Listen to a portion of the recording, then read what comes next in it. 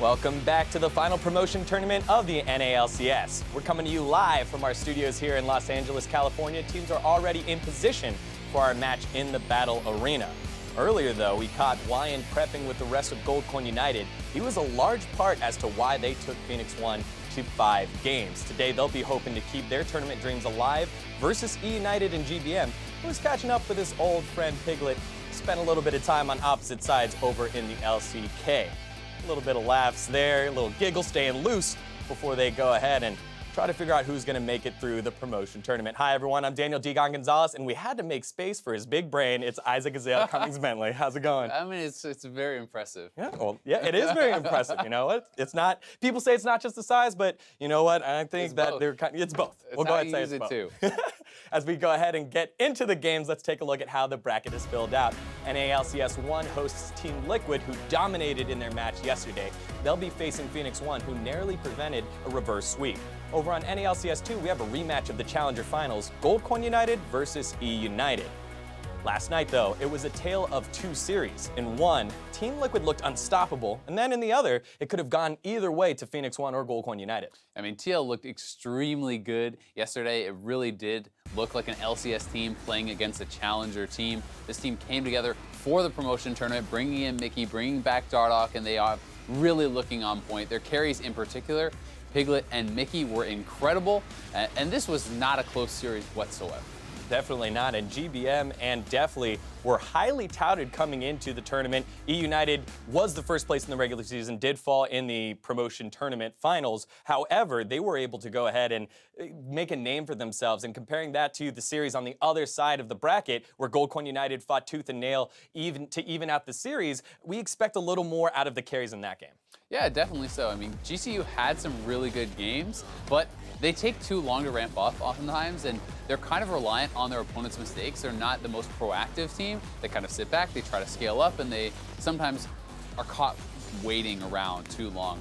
P1 on the other side of things, although they did actually win the series, it was a 3-2, much closer than when you are looking over at TL, and they weren't very happy about this result. You could tell the players were still frustrated even in a win. And they seemed really reliant on Ryu's Corki, which could be problematic when you're going up against a team who can target you in the draft. Right, definitely. And even in the interview with Avali afterwards, Zig kind of quivered a little bit while he was talking about the team's win, but they did get it and they were able to take it home. But that's enough from us. Let's go ahead and send it over to the casters to get us into the games. Thank you very much. Thanks very much, Digon. I'm Optimus Tom Sierfoss, and today I'm joined by the #1 fan of my Game of Thrones post-show podcast, Mark Zimmerman. I don't watch the show nor your podcast, to be honest, Tom. You know nothing, Mark Z. But the Cannon Minions are gassed up for today's series, Goldcoin United versus eUnited. So let's kick things off by looking at the starting lineups. On the blue side today, it's eUnited. In the top lane, Licorice, jungling Dandy, mid lane GBM, the bot lane of Deftly with support Zeyzal, and their coach, Herman. And selecting red side for game 1, it's Goldcoin United. In the top lane, Solo, jungle Santorin, mid lane Fly, bot lane Rikara, and supported by a Whyin getting the start this time, and all coached by Loco Doco.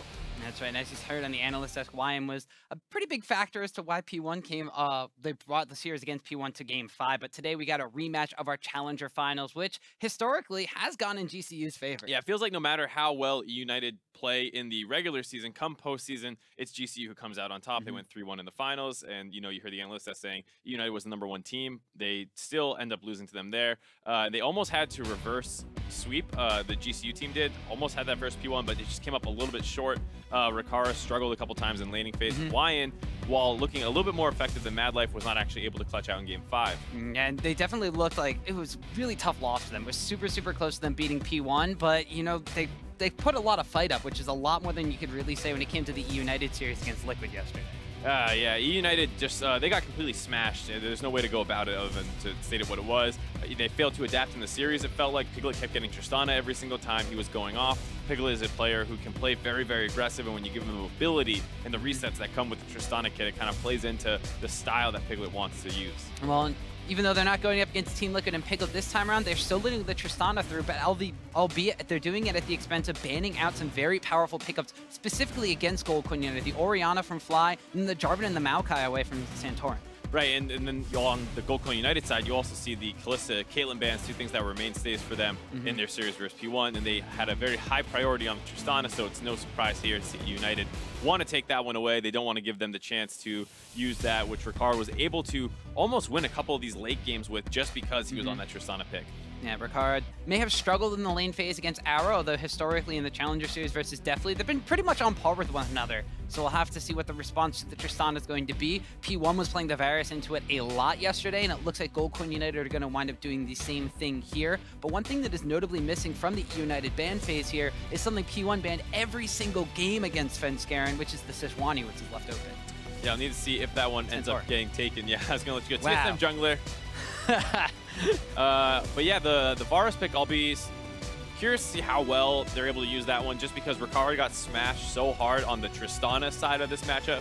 I want to see how it goes when it's a little bit more even, because Arrow is a bit of a beast. He sometimes in laning phase, he goes even when you think he should win, but when you put him up against someone who he outclasses, you can see how dominant he becomes. He has some great Kalista games towards the end of the season as well. So understandable to see Rikara down in laning phase, but like you said, Deftly and Rikara usually end up a little bit more even. And one of the things that may be a bigger factor in this overall matchup is that top lane matchup. We do see the Gnar being locked in for solo, one of his comfort picks, one of the champions that he is super dominant on. But he's going up against Licorice, who is the top laner in the NACS that some tout may be one of the best top laners, you know, within the Challenger Series, potentially a top laner in North America to begin with. And he's taking the Camille into that matchup, so it looks like they're about to brawl. It feels like they want to put some more carry eggs in the Licorice basket here with the Camille pick. And then the Lulu coming in as well with the Tristana, one of the few hyper late game scaling champions. They already show the Varus, so it's not like Lulu Varus has intense synergy. You're not really denying it away. It's just more to get that kill, the Tristana into that disaster, kind of destroying everybody late game. On the flip side, GCU takes Zyra, something that traditionally is a really good matchup, into Lulu and can bully it out of laning phase, which is where Lulu's actually relatively weak currently right now after a number of nerfs. She doesn't have quite that ability to shove you out anymore that she had earlier on there. Heyday. Back in the old Lulu dominating everything days, which actually was, you know, last Challenger Yeah, Finals. That's ago. what Madlife was using to actually combat Deftly and Zeyzal on the bottom side, although Zeyzal was one that was playing the Lulu when pretty much nobody else was. So we'll see that in his hands again. We'll see if they wind up doing the same trend with the Ardent Sensor Rush on the Lulu and if they're going to go Sightstoneless or not. But during the second ban phase, a lot of pressure being banned out on GBM. In the Challenger Series Finals, it was basically make or break between the two mid laners to see who actually came out on top and how their teams fared when doing so. When GBM looked good, eUnited actually won that game. When GBM was not looking good or was very heavily focused through the pick and ban phase as well as in-game from Goldcoin United, GCU won those games. It was kind of the case of bot lanes going even, like we were saying, for the most part. Licorice did get the better of solo every now and then, depending on the matchup. His Cho'Gath into the Shen was something that he played very well.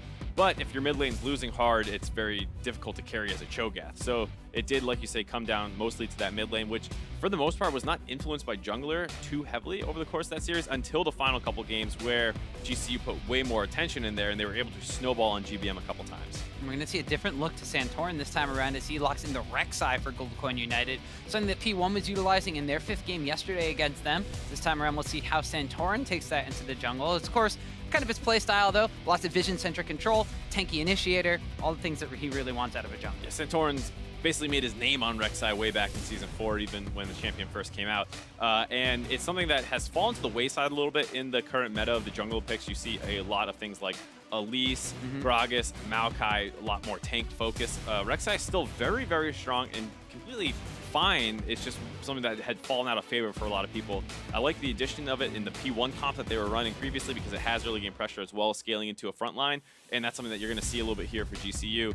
Santorin's going to be able to put out some pressure early on and then become one of the main CC bots for his team. Now, on the flip side, we do see that Dandy's going to be going onto the Gragas in the jungle, and the last lock-in for eUnited was Taliyah for GBM out of the mid lane. His Taliyah performances in the Challenger Series left a little bit to be desired, but he did wind up having a decent amount of Weaver's Walls to kind of cross-map and join into fights, though he didn't survive them very long. It was able to set things up for his team, but he's going to have to survive the lane against Fly, who's locked in a very powerful Syndra pick. This is pretty scary now for GBM, just the amount of attention that can come mid lane for the first 6 levels, and even after when they start getting their ultimates available, because Rek'Sai now has the ability to actually throw some damage in with the execute on the ultimate now. So it's going to be a very tough laning phase for GBM, and if, like we were saying, things kind of repeat from what we saw in the Challenger Series finals, the mid lane's the make or break position. Yeah, we did see a lot of roams up there when Madlife was playing things like Morgana and Thresh. This time around it's Whyin, and he's playing something that's more of a direct kind of counterpart to the Lulu in the bottom side. We'll see the Zyra makes her way into the mid lane and gives GBM a tough time there as well. Coaches are about to shake hands here for game number 1. This is, of course, a best-of-5 series, and there's a lot on the line for both of these challenger teams. You lose here, and you are completely out of the promotion tournament. Right, you are, and if history is any indicator, GCU is the favorite in this matchup. They also looked a little bit better yesterday than eUnited, so it's going to be a tough road for eUnited here. eUnited definitely has a lot to prove if they want to try to take this and make it to the last day of games at the promotion tournament. Goldcoin United definitely took P1 to a full 5-game series. eUnited is looking to maybe do the same thing here. Game number 1 of the promotion tournament series between eUnited and Goldcoin United is about to get underway. If you've been following the Challenger Series over the past year, you might be a little bit surprised to see Whyin in right now for GCU at the support position. Madlife did get the start yesterday, if you missed that, and he was playing what seemed to be all right. They did get destroyed in laning phase in the first game. He stayed in for the next 2. They almost won game 2 as well, lost that one off a miracle team fight a little bit for P1, and then game 3 they won. He gets taken out. Whyin comes in, has a monster Thresh performance, honestly, was one of the critical factors in why they won that game.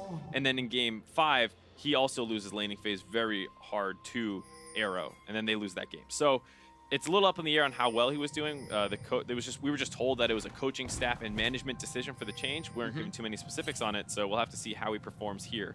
Yeah, in the last couple of games, I mean, Thresh game, he was on a playmaking support. He made things happen. They won that game. The 5th game where they lost, he was on Janna, and he was pretty much on protect the Rikara duty when he was playing the Tristana, went for the very fast Ardent Sensor rush, and then was pretty much protect the team. I think ended 0-0-0 or something like that in that game because, well, GCU did not get a single kill in that entire game 5. This time around, he's on the Zyra. Something's a little bit more of a lane bully, something that can really get up in your face and definitely turn things around like tower dives or create space during siege situations. So a lot of eyes are definitely going to be on Whyin because there are a ton of question marks around that support spot. And not just for fans, but for everybody preparing for next year potentially. I mean, this is the perfect time for Whyin to showcase what he has. Promotion tournament is the ideal time to say, hey, I deserve a spot in the LCS, and hopefully somebody picks him up. Yeah, players and teams alike saying things like that, but it looks like we're going to get pretty standard starts from both of these junglers. Dandy on the Gragas here. He's been pretty much on tank duty ever since, you know, the changes. Syndra Hulk kind of came in. A lot of tank junglers have gotten a little bit stronger, and ever since then, you know, when the patch first came out, 7.14, he was still playing the Kha'Zix, going for the Duskblade, full lethality and everything. But come the Challenger Series Finals, even throughout the days of the promotion tournament here, he was just pretty much on tank duty and has not been able to be the same Dandy. Yeah, when 7.14 first came out, everyone saw those Duskblade numbers. They played it in solo queue and they said, oh my god, this is broken. And then there was the hot fix, and then the first couple competitive matches, people weren't sure who was going to win out, the Duskblade champions or the tank champions. Turns out it's the tank champions for the most part for competitive play. And Dandy's storyline kind of parallels Mike Young's a little bit, just in the sense that both of them were hyper-aggressive junglers who their teams kind of relied on for carrying the early game, and both are limited a little bit more with the tank meta.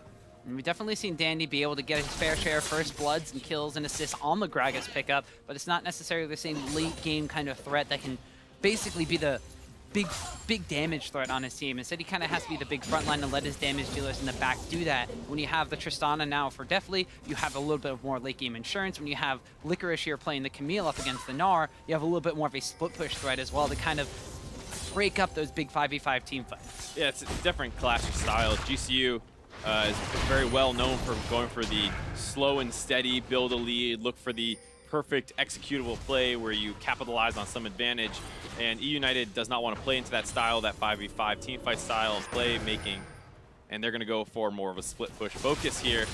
The question is, can Licorice get off the ground against Solo? It's not too bad of a matchup for Camille, all things considered, and Solo is on his kind of signature champion at this point in the Gnar, but already down a little bit. Well, as we saw just previously, everybody watching right now thinks that GCU is going to be able to pull this one out. So maybe they watch the Challenger Finals. Maybe they're just voting with their heads on this one. But eUnited are definitely looking to have something to prove here. After going down 0-3 to Team Liquid yesterday, they really want to make a statement, not only just stay in the promotion tournament, but doing so against one of their longtime rivals of the Challenger Series, and a team that has taken multiple LCS teams to a full 5-game series.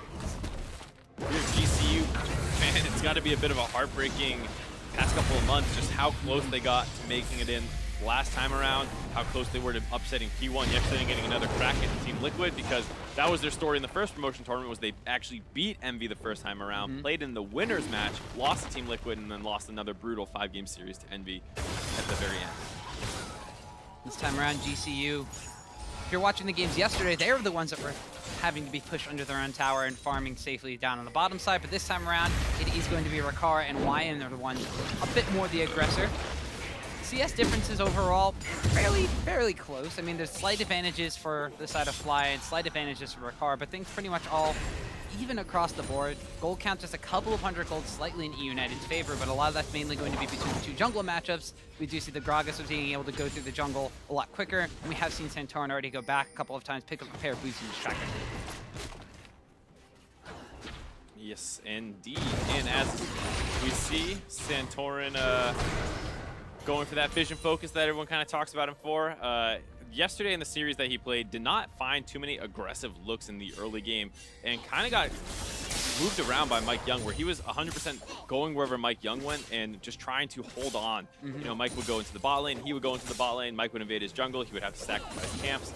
And so Dandy can play that similar kind of aggressive focus, and you saw already taking that Raptor camp away might be a little bit of a run back to what happened to him all series long yesterday.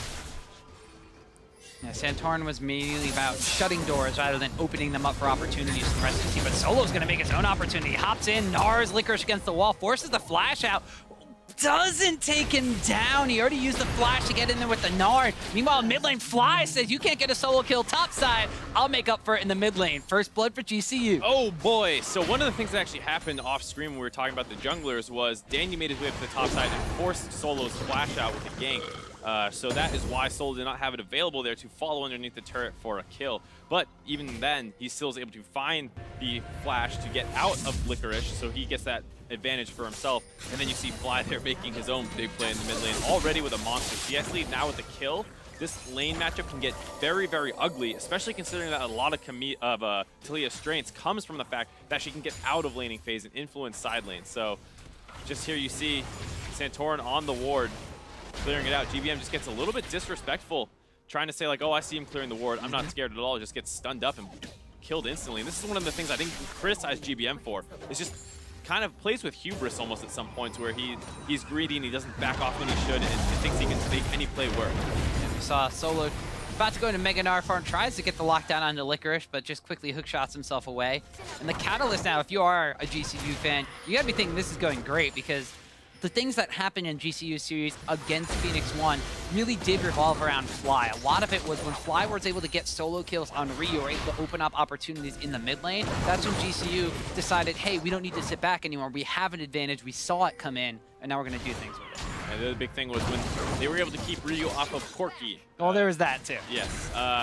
And so here, one of the things that I was saying with Taliyah and being able to get that kill and how important that is Whyin kind of roaming around here, making another concerted effort on Dandy. GBM.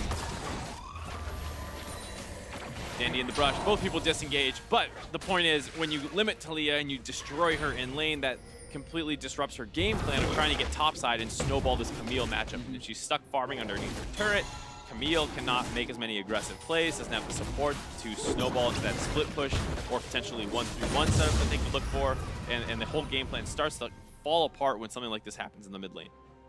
And if anybody knows about being able to kind of snowball those advantages and create space on different parts of Summoner's Rift, it is going to be Goldcoin United. When Santorin and Madlife are in the same roster, they usually meet up, and they're the kind of ones that invade, get deep vision together, make sure that everything is really warded up and safe for the side of Goldcoin United to make these plays. Meanwhile, on the bottom side, Whyin, the guy who stepped in for Madlife, has to burn his flash waves. He was going toe-to-toe with Deftly in a very sticky situation. Yeah, a little bit too far forward there, but now you see Dandy potentially not in the best spot, caught out, jumped on. Ooh, the wall knocked Fly over the other side, so he wasn't there to help Santorin out as he goes down. Meanwhile, Licorice on the top side, gonna get the sweep and a solo kill onto Solo. eUnited fires back, but instantly into a pause. GCU were setting up in that top lane for a little while there, wanted to try and get a pick off onto Taliyah as she moved up to collect that blue buff, got a little impatient, started it off for themselves. Dandy ends up catching them out, starts that fight that ends up a 1-for-0 in the jungle, and then because everyone knows where everyone is and Solo's pushed up, that frees up Licorice to hop onto Solo and get another kill for himself. Yeah, and it does seem like it would be a pause on GCU United side, although a play on the top side of the map goes in favor of eUnited, but the play in the jungle kind of going in favor of eUnited as well, as GBM's Weaver's Wall was be able to just basically to cut off Fly from that fight, so they're able to capitalize by getting a kill onto Santorin. The blue buff doesn't wind up going down, and Dandy's able to stay alive in that trade as well. Yeah, so, I mean, if you're a United fan, you're right back in the game. You see the gold lead is now basically even small advantage. We'll have to see exactly what this pause is about. Also down the bot side, Whyin did just lose his flash, so a flurry of action. There's definitely a lot. Immediately cut short, right as your heart starts racing. They're like, no, calm down. Well, it's definitely a lot that we can just at least recap now. So having this game pause is actually pretty good for us, because that means the fact that, you know, we saw the trade going on the bottom side of the map. Whyin was trying to push up, get a little bit of vision control, was by himself. Whyn's getting jumped on there by Deftly. So bottom side of the map still pretty much even as far as CS totals go. So there's that. You wind up having, you know, the trades going down, both of these teams playing aggressively on their top side of the map. And that's basically, you know, we were talking about the mid lane kind of being a focal point for both of these teams and where they actually want to focus. There's actually been a lot more action in that top side of the map, where we said this time around, compared to the series we saw yesterday, both the Liquid versus eUnited and the P1 versus GCU matches, that top lane was pretty much an island. We didn't really hear from them until team fights. Well, one of the things that happens is when you pick carry versus carry, and I know Gnar is not a traditional carry in the sense where he's going to become a monster threat necessarily, but he does still, in the early game, have a somewhat volatile laning phase where you can hop on him and kill him when he's in his mini Gnar form. And anytime that happens, both junglers' attention flips up more to the top side, because if that, you know, carry gets off the ground, then all of a sudden you have a big problem on your hands. Or if you get to hold it down, carries become so much more useless than tanks when shut down. So it just makes both people tunnel up on that top side, and it becomes a hyper focus in the game anytime you take something like a Camille, a Fiora, or something like that, because if Camille goes out of laning phase, even not necessarily winning, that usually still favors that team. Yeah, we gotta take a look at the fight that just happened over by the blue buff area. You mentioned GCU was setting up and waiting to cut off for GBM, but they see Dandy instead, and they try to collapse on him. Yeah, they try and get onto him. Unfortunately, Fly was not able to walk far enough over the Weaver's Wall to make sure that when it bounced him forward to continue chasing onto Dandy to potentially get a kill there. So he end up split away from Santorin. That leaves Santorin the 1v2, already kind of low. He gets finished off. A nice play there by GBM, reacting to the pressure that was in their jungle. Yeah, and you saw immediately after that, you pan up towards that top lane where Solo and Licorice were already basically fighting each other. The Hextech ultimatum was dropped as soon as they saw that engagement going on, because it had expired by the time our observers actually got up there and saw the fight going on. So Licorice, knowing that as soon as that opportunity arose, he pounced on Solo. It's one of those situations where Solo is pushed up very far in his lane, not necessarily that safe, but because you have all that pressure in the top jungle, you're fine to do that. Licorice cannot go aggressive because he's not exactly sure where Santorin and Fly are. They could be roaming up to dive him under his turret for all he knows. So he can't go aggressive. Finally, they turn their attention onto Dandy, and then he goes, aha, now there's this mini Gnar extending the long lane by himself. I know I can hop on him, and that's where I was able to get that kill. Yeah, and that's going to be very beneficial if you're Licorice, because you're already looking at the fact that you were basically chunked out of lane by Solo beforehand. You didn't have the flash available because your jungler was up there to try to gank him before, but you barely got out with a sliver of HP, and then you're in the position now that you are completely down in CS. Getting this solo kill is absolutely huge to get the Camille back into the matchup versus the Gnar. And even Taliyah grabbing the other kill that happened in the jungle might be able to help her get some push advantage in her lane. She can start roaming up and helping that Camille a little bit more, or maybe down the bot side with the fact that Whyin just lost his flash. Zyra, a very exploitable champion when that flash goes down, very prone to ganks. You can potentially try and get some kills down onto your hyper-scaling Tristana as well. There's a lot of strong scaling champions here on the side of eUnited that they can try to get that Taliyah to kind of boost and give them some advantages back. And so I just got word that there's an investigation going on for something that happened during that top lane skirmish. There's a little bit of a game bug, and we're trying to figure out exactly what's going on. But as you mentioned, Whyin on your screen here on the bottom side of the map, being able to, I mean, just talking about him in general. I mean, coming into this matchup, we already seen like, hey, the question marks around Whyin are going to be, is he going to be able to provide the same kind of map pressure that Mad Life was putting out? Is he going to be able to roam up into the mid lane and change this matchup between GBM and Fly? And especially now that GBM has gotten that extra kill out of the jungle, and is going to have a bit more of an even stature in this kind of Taliyah versus Syndra matchup.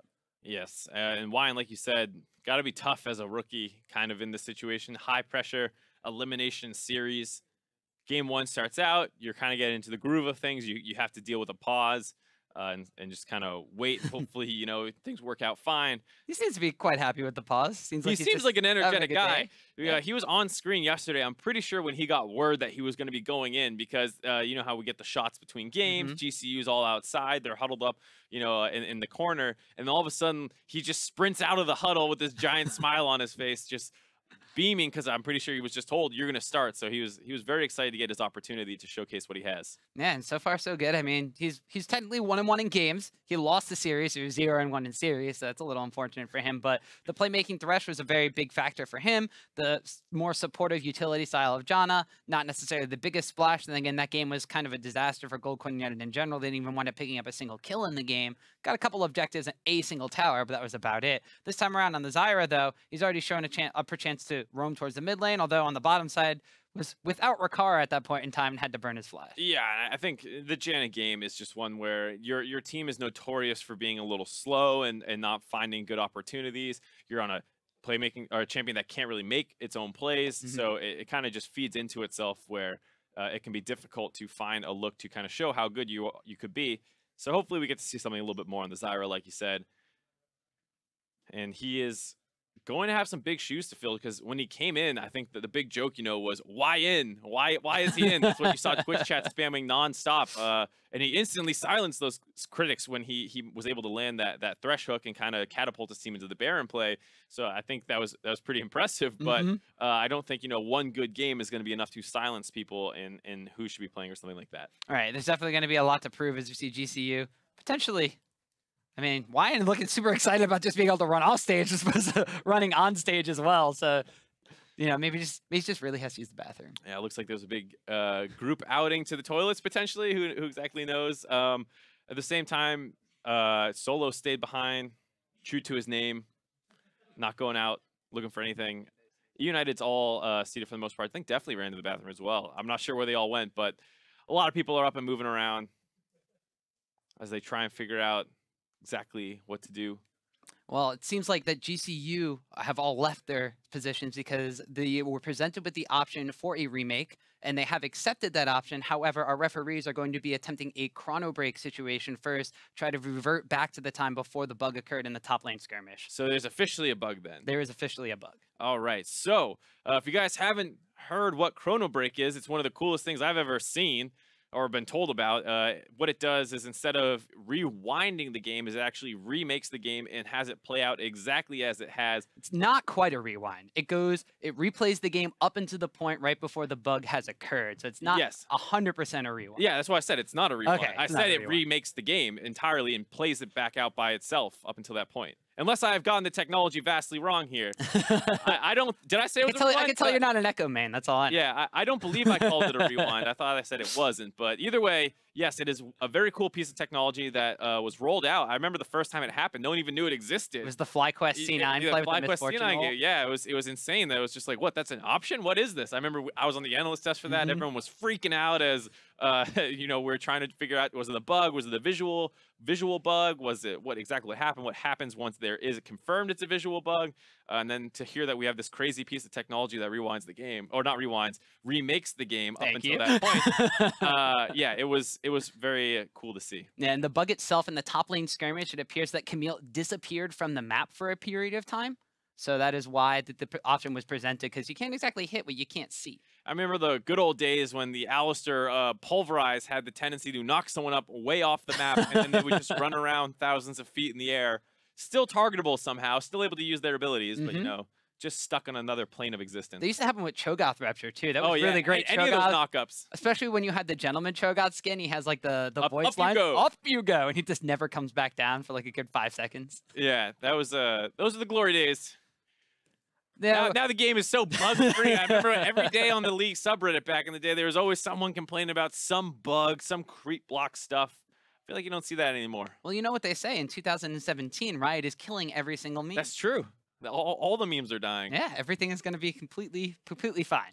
Much like in this game here. There's a call to action for all the community members now to create more memes of stuff that you want.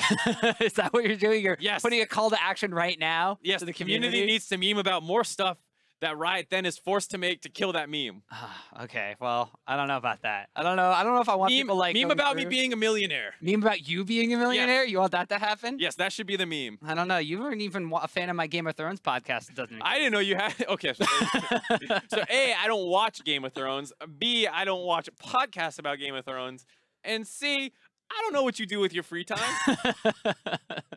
To be fair, it's pretty much just play League of Legends and eat food. That's pretty much my free time. You got me the same way. Yeah, pretty much. So, as we mentioned, it will be a couple of minutes while we attempt to do the chrono break situation and see if everything will work out fine for that. But both of these teams, I mean, they're no strangers to the stage. They're strangers to this length of a pause, of course. So, of course, we also have to talk about the fact that, you know, if you were in this situation, you mentioned that with Whyin, you know, he comes in, he subs in for Mad Life. All of a sudden, he's put into this extended pause situation. What is that going to do on him? But it's also pretty much what is it going to do for all the players that are involved in this situation, too? Well, I hope people learn from that one chrono break situation that happened that we were talking about, because what that whole situation was, C9 tried to force an all-in, or maybe it was FlyQuest tried to force the all-in. Either way, one of the teams tried to force an all-in on the other team. There was a visual bug. They remade it to before the all-in happened, and then they instantly all-in again and executed it better. So you need to be very aware of, like, whatever just happened in the game, think back on that and prepare for that situation to happen again. Yeah, because you will be put back a couple of seconds before that situation actually arises, so then you'll have the opportunity to do something different, or if it's the case, maybe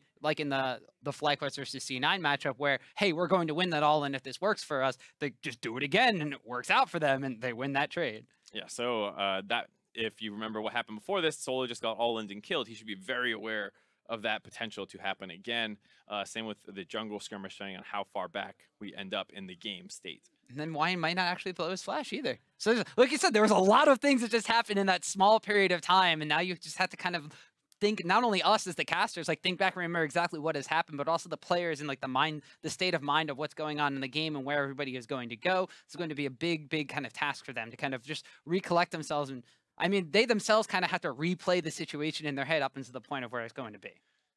Absolutely, as well as just, you know, finding yourself again, because anytime that you're in a you know, a hyper-focused state that you kind of get into when you're playing League of Legends competitively, it's something that you have to get back into. You don't just instantly, oh yes, we're in the middle of a game. That is very important. It's much easier when you kind of slide into it through the pick ban phase and then into level 1, and you start working through the first couple minutes of laning phase. You find yourself, you find your groove and those kinds of things, and it can be jarring to get pulled out of that and then thrust back into it instantly. And that's kind of one of the things that, you know, you got to applaud a player when they're able to be unfazed by something like this. Yeah, especially in a situation such as this, because if we take a step back from the actual game, we are in the second day of the promotion tournament here, the final promotion tournament to end all promotion tournaments. This is the elimination match too. It's a full best-of-5 series that basically is life or death for the players.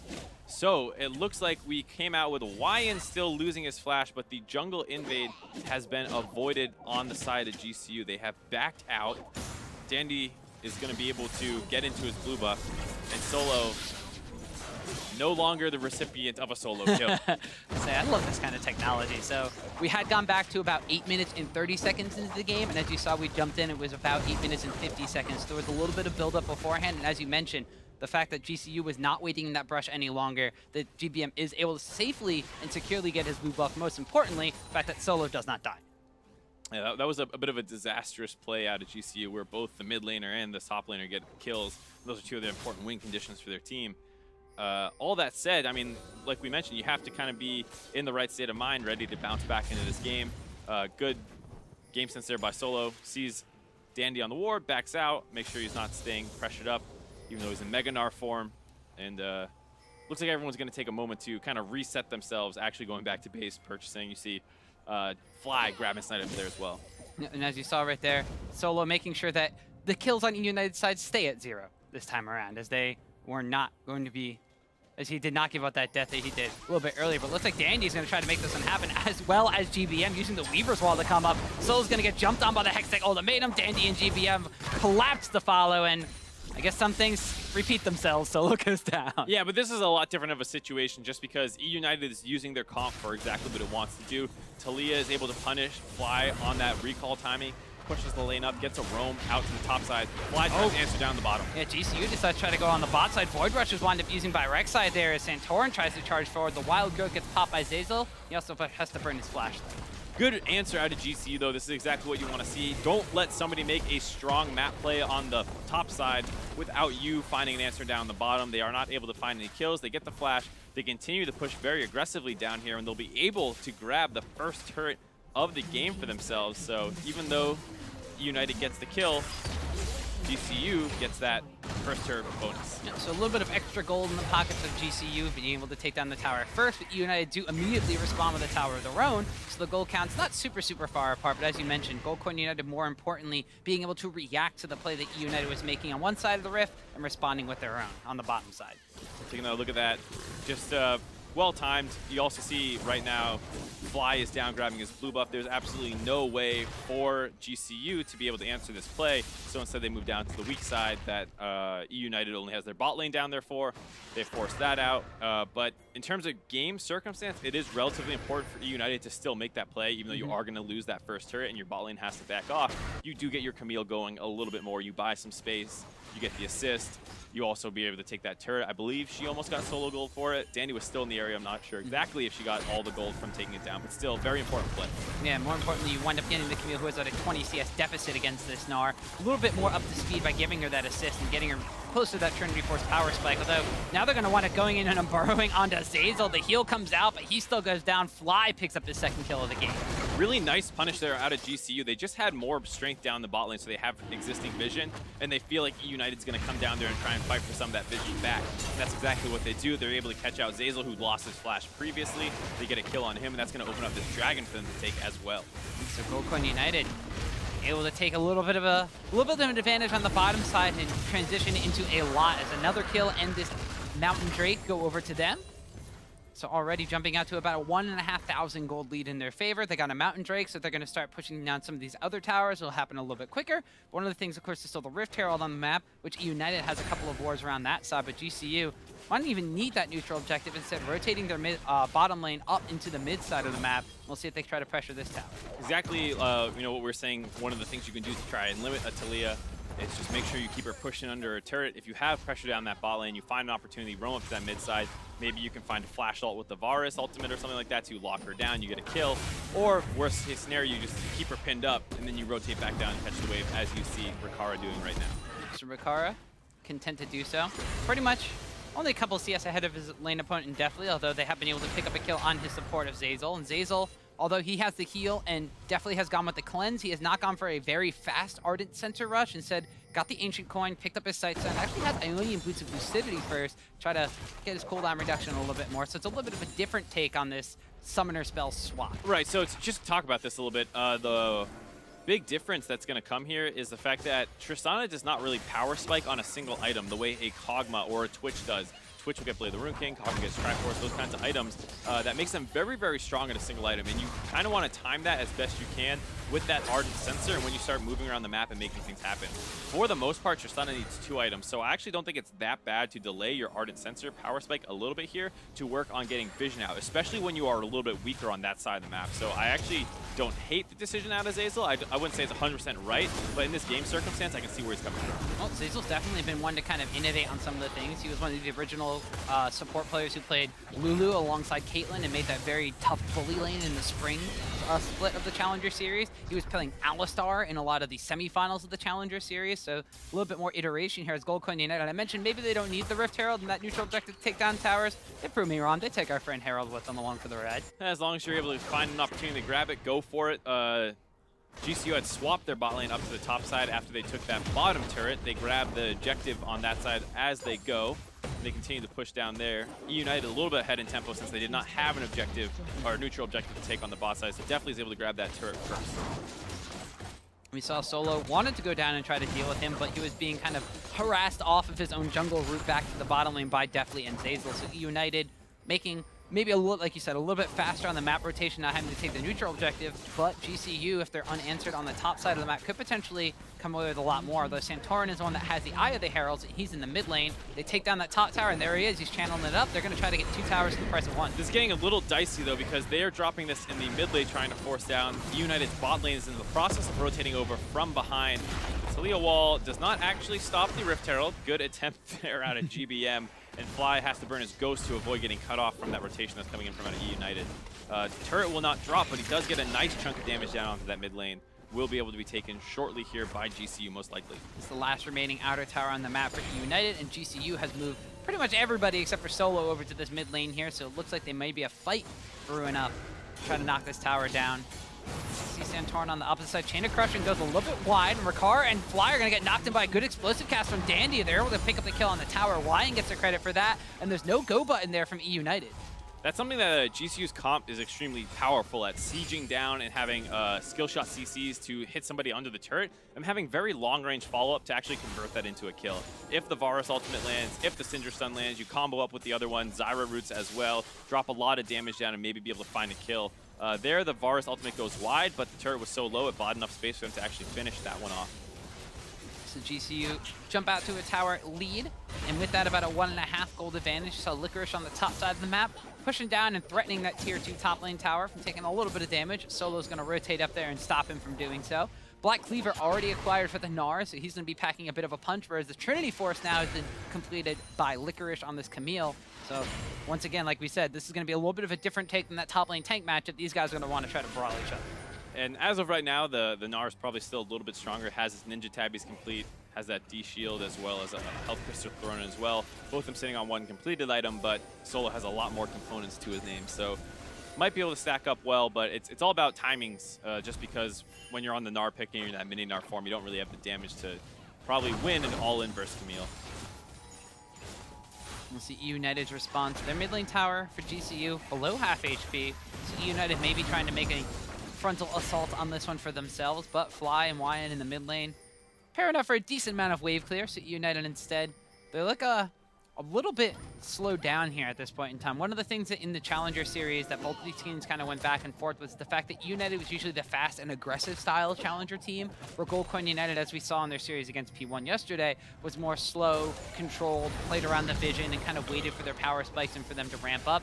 United were known for kind of just going forward and not stopping at all. As you see GBM putting down the Weaver's Wall and forcing the flash out of Fly, so I said maybe taking a little bit of time. They're trying to make a play to get this tower down, but GCU is just in the area to respond. Really nice out of GBM there. Starts rotating up to the top side. Solo senses that pressure, drops a ward, but GBM's able to clear that. If he didn't spot him out, he might have been able to dive up on the top side. Instead, focuses back down towards the mid lane, shoots an ultimate behind Fly, gets the flash out for free. And he's doing a good job moving around the map, trying to influence whatever lane he can. And we also see that now GCU may have moved down to this dragon area. They took the first one of the game off the back of making a play on the bottom side. This one's going to be a Cloud Drake, so it's not the most combative dragon. However, eUnited does not want to give over the stacking Drake win condition to the side of GCU, so they're trying to make a play in here. Licorice already joined the fray. Whyin is going to root him up. They get a knockback from Syndra, and the Unleashed Power will take down the Camille before she even starts this fight, but GCU getting hit up by GBM and Dandy. Fly and Rikara both extremely low. Solo has to try to hop away from that one as well. eUnited have gotten the carries extremely low from GCU, but haven't been able to take anybody down. Bit of a sketchy situation there. GCU was able to find a pickoff onto Licorice at the start of that fight, but it took a while for Solo to get involved, as well as a nice ultimate out of Dandy. Made that still very scary. GCU does find the single kill. eUnited is the one, though, who comes away with the dragon. So they can test it, and they wind up losing their top laner's life, but they do wind up getting the objective. So gold goes in favor of GCU, but objective goes in favor of eUnited. The downside is that they're not able to continue chasing into that mid lane and try to put pressure on that tower. So taking a look at it, Whyin tries to wait as long as possible, but Scary's just going to get face checked. So they just go for the chain CC blow up onto him. Not a bad decision. Dandy is able to get that dragon down, and the ultimate as well puts everyone next to GBM, who's able to pelt them all very low, but he starts running out of mana, and then it's hard for them to run through Solo, who finally teleported into that fight. So not actually able to find a way to punish, despite how low they got all those members. Gold lead continues to increase up to about 2,500 now for GCU, and though they did lose the dragon, I'm sure they're not going to be too upset about that. The Cloud Drake not going to result in a dangerous situation where if there was a mountain dragon, suddenly Camille's split push becomes much scarier or something like that. Yeah, or if it's an infernal dragon, all of a sudden GBM's Taliyah and Deftly's Tristana, okay, a lot of extra damage involved. So Gold United still coming out slightly ahead in that regard.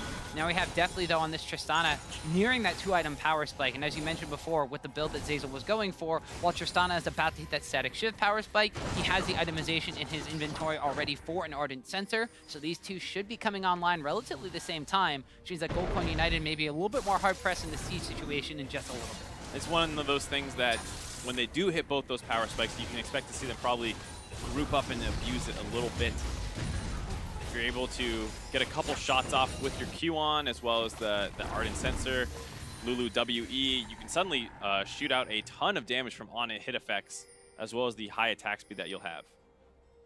So we'll see if they choose to group up when that power spike happens. They're already kind of grouped up in the mid lane, but it looks like they're just kind of on wave clear wars at this point in time. We saw this a lot of the P1 and GCU series yesterday as well. We saw Arrow on the Varus being put into the mid lane to kind of wave clear against the Tristana. Actually, Solo on the bottom side finds himself a solo kill. Yeah, nice play out of him. Maybe gonna need another look at that one. Licorice's ult is on cooldown. Not sure who initiated the fight though. Either way, the Gnar in that Mega Gnar form, like I was saying, that you got to play around these windows. If he's in mini form, yes, Camille probably wins. In Mega form, especially if you're near a wall and you get bashed into it, probably going to come out with Mega Gnar on top. And that's what happened there. Yeah, that's exactly what happened with Solo in that situation. So GCU now 4 kills to 1. Get a little bit of extra gold in their pocket from that one. More importantly, the fact that the split push Camille threat is down means that eUnited had to back away from that mid lane, but now Fly might be caught a little bit too far forward. Greeding for a bit of Sparm as he's going to get knocked back by the Weaver's Wall. Tries to take down Zeyzal with him, but Shutdown's going to go over to GBN. Oh yeah, just way too far forward there. You see no vision past River at all on the side of GCU, and he's up past the mid lane. And here you see down the bot side, it is Licorice who kicks this one off, hops on the Solo, has him in the Hextech ultimatum, is kiting him out. Nice job by Solo to eventually, as he's kiting, instead of kiting up the lane or something like that, kites left towards a wall, so that way when he hits that Mega Gnar, he can instantly use his ultimate and get the stun. Outplays Licorice a little bit there, gets the kill, and it's one of those things that just sets the Camille's power spike further behind, because you give this influx of gold to your opponent, he's going to hit his items first, it's going to take even longer before your split push really becomes online. It was nice that eUnited could find a return kill on the far side of the map, but Syndra in a long lane should not just be pushed up like that at all. It's so dangerous, especially when you don't have vision versus Taliyah.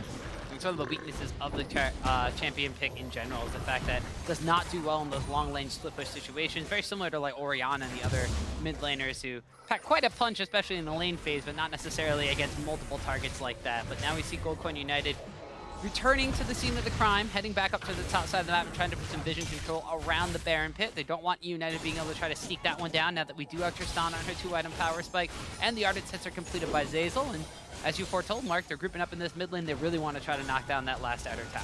And it's going to be tough. GCU's going to try and find a look here. Solo off on the flank, almost in Mega Gnar. Yeah, he's actually going forward, does have his flash available still. He's about to transform, but the rest of eUnited very wisely back away. And during this whole time, though, Camille is down on the bot turret, split pushing away. Going to be able to get that one right there, actually getting this gold lead in favor of eUnited for the first time this game, I believe, since the kills started coming in.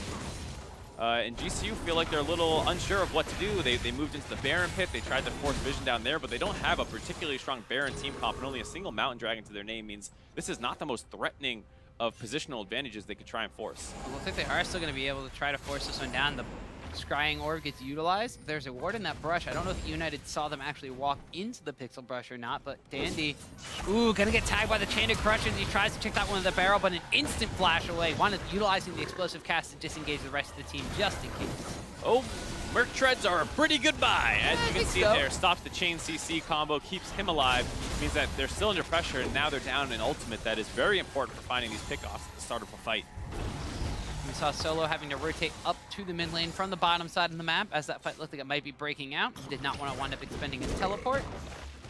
Mountain Dragon's going to be spawning in about 10 seconds. So we've done this Baron dance and mid lane dance for quite some time, because the last time we saw a lot of action was, well, there was a solo kill on the bottom side of the map here, but before that was the Elemental Dragon, the Air Dragon that was being taken down. So it's been about a good 5 or 6 minutes since we've seen a big old team fight. It looks like Goldcoin and eUnited are both positioning for one.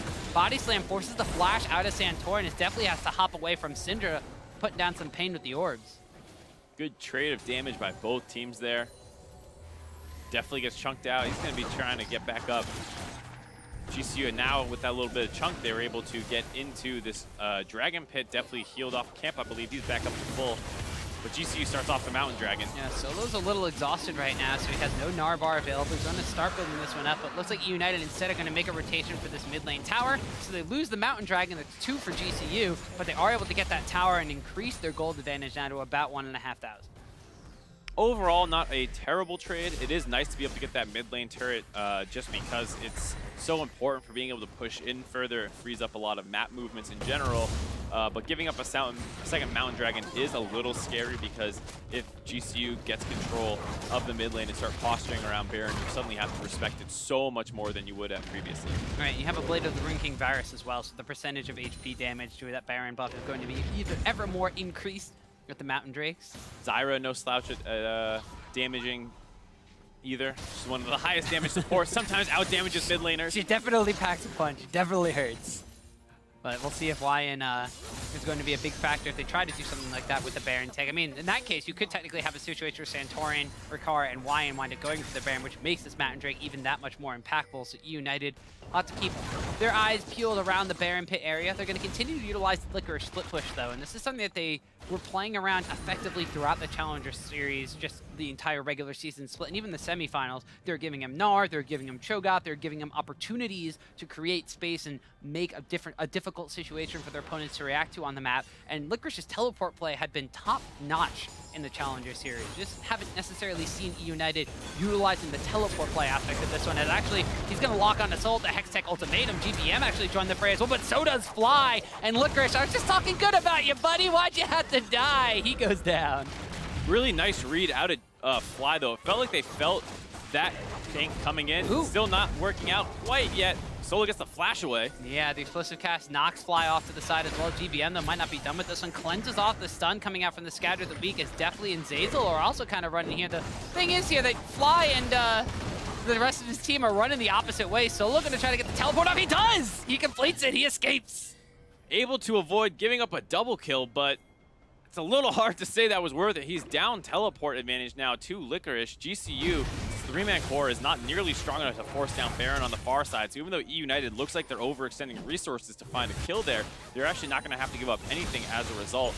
That was exactly the kind of play you have to worry about if you're GCU, as GBM might have overstayed his welcome a little bit in the bot lane. GBM now going toe-to-toe once again with Solo, saying, I wasn't done with you yet, want to get a kill on you, but instead Solo's the one who packs a punch and decides to back GBM away.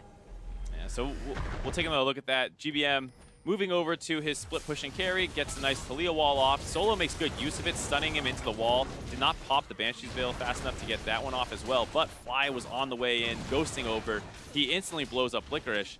Now GBM's a little caught out of position, but Dandy has the inside track as well as the rest of eUnited, so they're able to collapse down into this bot lane. A good decision by GCU to actually kite out down. They could not really get up to their team there or back to their base, so they just kind of stall out the situation where neither team ends up with any objectives.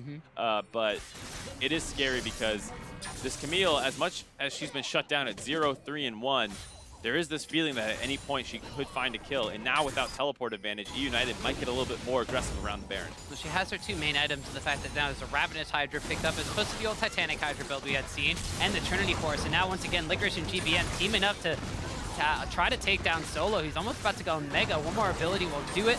Decides to actually utilize the timer to do so. If Whyin shows up, just to throw some roots in the way to dissuade the chase. At the same time, the eUnited are utilizing this pressure in the mid lane between Zeyzal and Deftly, pretty much doing it all themselves, trying to finally take some pot shots at this mid lane tower. I thought with the global advantage they were going to attack the Baron. Instead they go back to Solo. It still kind of is abusing the global in the sense that if you put both those people down to the bot lane, normally you're concerned about Solo living and rotating and teleporting up to the Baron. But one, they already have mid lane pressure on the side of eUnited, and two, without that teleport, Solo can't join up with his team if they did try and force somewhere else in the map, whereas Licorice can still teleport in. So in that sense, they are still making good use of that global advantage. Yeah, instead they're playing around Solo by giving him assistance, although they haven't been able to really take down the pesky Gnar, who survived for quite some time. And as we were mentioning now, Camille going back and building up some armor, has a Warden's Mail as well as a Ninja Tabby, so being able to take these fights more to the Gnar and having Solo be a little bit more hard-pressed to try to take this. So instead, it's going to be GoldCoin United saying, we don't want to have to deal with the split push game. Camille's all the way on the bottom side. They're going to force that global advantage if they want to teleport at all. Yeah, I really like this decision by GCU. Just force it down. Don't let this split push game continue. Wait a second. Tristana stole the Baron. Whoa, Tristana takes the Baron, and Dandy's still trying to stay alive. The Void Rush from Santorin will be able to take him down, and I didn't even realize that happened, but that's the second time we had Tristana crit steal Baron. Yeah, and with that Baron buff, Licorice is continuing to split push. This also means that GCU does not have the Baron buff recall advantage to try and get back and defend their base quickly. Instantly, eUnited turn and use this to continue to push up these lanes. Oh man, so eUnited now, they take the bottom lane inhibitor, they wind up taking down the mid lane inhibitor tower before GoldCoin United can even respond. And now they might have to actually back away from this, and they did wind up losing Dandy in that, so it's still a 5v4 situation, but that is so upsetting for GoldCoin United. I would need to look at that again, because I did not think Tristana was in range for an auto attack. I might have missed it, but it felt like this Weaver's Wall was not great. There was the Varus ultimate to lock down onto Dandy. Tristana might have auto attacked a person, and the Shiv crit bounces. It is the Shiv crit. Early smite and the Shiv crit. I was gonna say there was no way I thought Tristana was in range for that. She was not, but the miss smite there out of Santorin allows them to be able to steal that just with a little bit of that kind of AoE damage that just pops in. It's one of the scariest things that you have to deal with, and a great call out of GCU. I can't fault it. They brute force that down. They have the double Mountain Dragon. They use their tools to keep the smite away. They just failed that last step of actually securing it. And as a result, the game state completely flips on its head. eUnited skyrocket up to a 7,000 gold lead. They take the bot inhibitor, mid inhibitor exposed, and they're in a great position to actually close this game out now. And the only thing that's not on their side is the Elemental Drake spawns that they've got. They have 2 Clouds compared to the 2 Mountain Drakes of GCU, but still, almost 2 minutes left on this Baron buff. Now the entire pressure on Summoner's Rift is in their favor. I mean, the Tristana finally gets a kill, is super, super strong at this point in time, because Deftly and Zeyzal just very quietly been pushing up mid lane and farming for basically the past 20 minutes. 366 CS, i.e. Maul the Malmortius and the double Energizer Zeal build online. Yeah, and the thing about the Cloud Drakes has actually been very useful for how eUnited have been using them. I think a lot of people often downplay the effectiveness of Cloud Drake, and for the most part, I can see where they're coming from. But here, you saw repeated moves by GBM from the mid lane to the bot side, making use of that Taliyah passive and the Cloud Drakes to get down there and try and surprise Solo with how quickly someone is collapsing on him. It also allowed Dandy to make those moves over. And if you want to get really crazy, probably brought Tristana in range for that auto attack. So, you know, Cloud Drake wins the game for United. I guess so. Right now, it might be Licorice trying to do a little bit too much himself as he wants it going down, but he's forced a lot of GCU away onto the bottom side. That's going to open up this top lane inhibitor tower to go down. Definitely hops into the fray, and they're going to try to pick off Fly. He's going to stay alive barely, but GBM flashes him for a kill to start off this fight. Now they're trying to lock down onto him as Solo and Santorin both leap onto him. The Void Rush is what secures the kill, but Deftly's still super healthy because he's got an Ardent Sensor Lulu to help him out. Cleanse has been popped right here. He's trying to chase down onto Solo. Will not wind up jumping because that's on cooldown, but also everybody from GCU just left their base. Yeah, they're too far away now. Deftly's just going to rotate up to that bot lane that Licorice was escorting in. He's going to start working down these turrets. GCU does get their recalls off, might be able to defend. Dandy's getting soloed out by the Gnar right now, and they gun onto Deftly. Ooh, he's able to finally pick up with a boulder toss, but Deftly stay alive, flashes away. He's kiting for his life at this point in time, trying to lifesteal off a ward. Doesn't work anymore, buddy. Meanwhile, Zeyzal trying to run on the opposite side, keeps his carry alive, but gives up his life. At the same time, Tristana gets the last couple of shots on an inhibitor, takes that one down. Very kind of helter-skelter fight there at the very end. Starts out with Licorice going down, receives a lot of attention by GCU. That opens up the top half of the map, which eUnited very intelligently goes aggressive around. Almost get that inhibitor down as well, but Deftly does not quite get another jump to get close to those low health targets that were running away after the top skirmish. So there you see, when the base is this close together, it's very easy for people to rotate over. People collapse onto Licorice, get the kill there, and then Fly gets very, very low, and Deftly is moving forward. He's able to get the kill, and his first jump here that he's going to use is just not actually able to find a kill onto anybody. And then when Tristana can't get the reset, despite how many low health targets there are, not able to find something to actually win the game there. But they're still in a great spot. Both inhibitors down. top inhibitor very low, huge gold lead. At any point now with the Nexus exposed, Licorice could potentially backdoor. We've seen a couple of those already. And it's happened to GCU too. That's the unfortunate part. eUnited don't longer have the Baron buff on them. However, they still have this massive advantage they generate off of that. 2 inhibitors are down on the bottom side of the map. Top lane inhibitor had already taken a decent chunk of damage. Will regenerate a little bit, but probably still is not quite full health. That means that all they have to do is sit up on this top side of the map and take some shots at that, while Licorice on this Camille pickup, 0, 4, and 1, but still probably one of the most effective Camille's I've seen with 0 kills. I mean, it's very funny when you look at the kill score, 5 to 10, and a useless, if you look at the score line at least, Camille, who has not accomplished much in the split push game, but still they brought a lot of pressure to the pick overall. Licorice was able to take objectives when he was given time alone, so like you said, scoreline says not a great game for him, but overall I think he's actually done a decent job. The bottom lane inhibitor has respawned, but it will shortly fall as the top lane one did so just a couple minutes ago, seconds ago. Now eUnited, all they have to do is, there's an exposed Nexus right here. They just have the lean on Tristana with the rapid fire cannon. They could just wind up focusing down on the Nexus and picking this game up and taking game 1 as a victory, but they're going to go for a little bit of a fight. The Void Rush is dodged out from, so the Hextech Ultimate doesn't wind up landing, but Licorice finally gets on the board, utilizes that sweep, picks up a kill. Fly now a little bit too far forward, a double kill picked up for Licorice. Leaping into the back line goes Deftly. They're going for more kills on the Summoner platform. Solo's going to fall, and the Nexus is going to fall shortly after. Mark, sometimes Shiv happens, and eUnited takes game 1. And there you have it, the Tristana static Shiv crit onto a member of GCU that springs over the Baron, steals it away, gives it to Licorice, who's able to use it instantly in split pushing down the bot lane inhibitor. That gives them a gold lead, and they're very easily able to close out from there. And the big thing was, that was actually a great call out of GCU that just went sour off a little bit of an early smite. Well, the thing was, too, is we were saying eUnited's going to have to utilize this global advantage pressure. They're going to have to utilize the teleport advantage that they have. They have to utilize the fact that GBM's going to move around the map. But they didn't. They didn't play with the teleport play. They were trying to just basically sacrifice the Baron to get that inhibitor on the bottom side of the map with Camille split pushing, and things just went even better than they expected because of that. Yeah, it's one of those things where you get a reward when you were not expecting it. So it is still a little scary for eUnited because GCU made a lot of good plays overall, I'd say.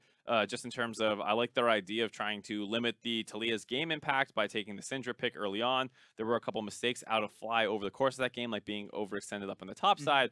But still, the overall game plan out of both teams, I liked a lot. 2 very different styles out of them. And it kind of came down to a little bit of a unlucky play there for GCU. Yeah, and I mean, that's basically like one of the things is Goldcorn United from the early game, from the draft phase, from everything we saw out of them, wound up coming up very, very well for them. I mean, Fly himself was actually doing extremely well in the lane phase. He got a solo kill early on GBM as the Syndra versus the Taliyah matchup. He was able to roam around the map. He wasn't able to really get a lot of kills on the bottom side, but he blew the flash on Zeyzal, which wound up resulting in another kill a little bit later on as well. And they broke that bottom turret open. Then they flip up to the top side. They get the Rift Herald. They take the top turret. And they were doing a really good job of getting objectives in the early game where their team comp is kind of the strongest when Varus is ahead of the Tristana, Syndra over Taliyah, obviously. And so they did a good job getting those advantages. It's just once the map opened up, they were a little sloppy around the Taliyah, and then they were obviously way too sloppy around that Baron. Yeah, and actually we have a replay of that Baron fight going down as well. Like you said, Goldcorn United initiated this. It was the right call from GCU, and it was actually a poor response from eUnited, but a little unlucky. Yeah, there you see the crit onto Whyin is going to be what actually steals it away from the static Shiv. GCU did a good job keeping the smite away of Dandy with the Varus ultimate, as well as the fact that with the double Mountain Dragon, this was a good decision to burn it down. It's just unable to actually secure the Baron. They get the kill onto Dandy, but it doesn't matter. His job is done in the sense that, hey, we got the Baron, even though I wasn't the one who did it. And like you said, Licorice, even though he had the teleport, decided not to teleport in. They did not have great vision around it to have a spot to teleport in for a nice flank, to try and kill people on cleanup or anything like that. So he stays in the bot side, continues to push, and once he gets that Baron, he's able to take the inhib turret bottom as well as start pressuring Nexus turrets. Yeah, and United kind of joined the ranks now of teams that are able to steal games away from Goldcorn United in this promotion tournament. But one of the things we actually had to look at is the fact that the solo lanes from Goldcorn United, both Solo and Fly, Solo got a champion that shows great mastery over. Fly got something that he was extremely dominant on, and they were able to get advantages for Gold Coin United in the early game, which is what we said sometimes they lack. And this is one of the things that happened a little bit in the finals between these two in the Challenger Series. Fly got the better of GBM for the most part, and once again, starts out with a solo kill, moves into the jungle after, like you said, he helped burn Zeyzal's flash, be able to get a chain CC down onto him. They get those 2 kills early on, and then there was also the Dragon fight where he combines with Whyin again to blow up Licorice instantly at the start of this fight.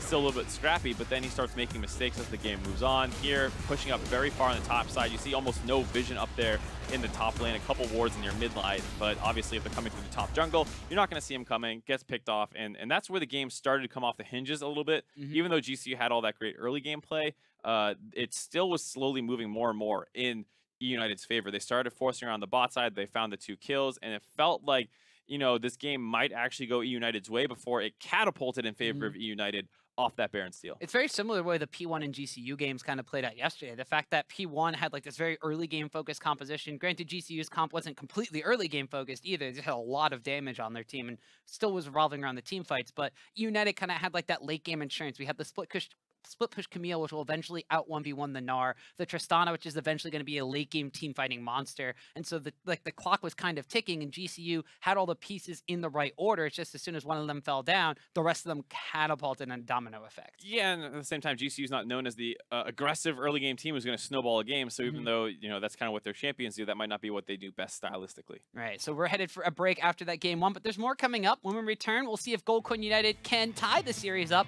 or if eUnited we're going to jump out to a 2-game lead.